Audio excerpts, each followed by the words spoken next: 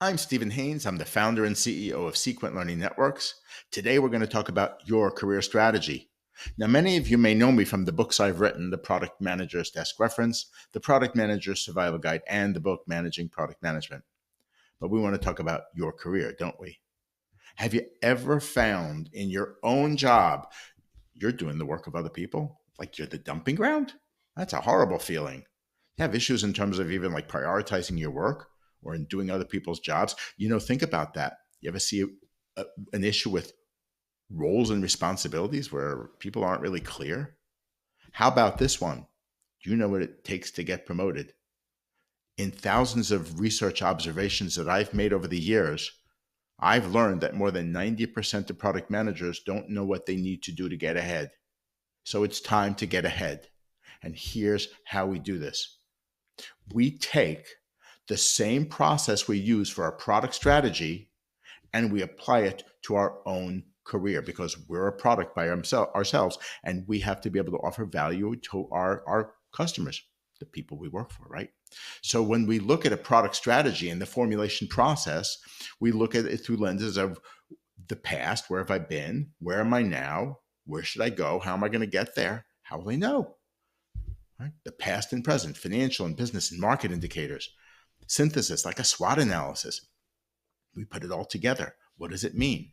And how do I use this to create a vision and goals and strategy for my product business? Isn't that simple, right? Think about using it for yourself. Here's your career strategy. Where have I been and where am I now? My knowledge, my skills, my experience, my degree, the results I've contributed to my companies. How can I organize it and synthesize it and draw insights about this? How do I even involve others in doing this? But imagine creating that SWOT analysis for yourself.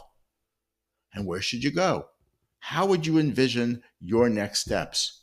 What goals should you establish? What strategies should you put into place? Well, you need some other markers. There are some specifics that you can put behind this. How do you know? How do you take the perspective of where you've been and where you are? It's easy. You create a product management acumen assessment.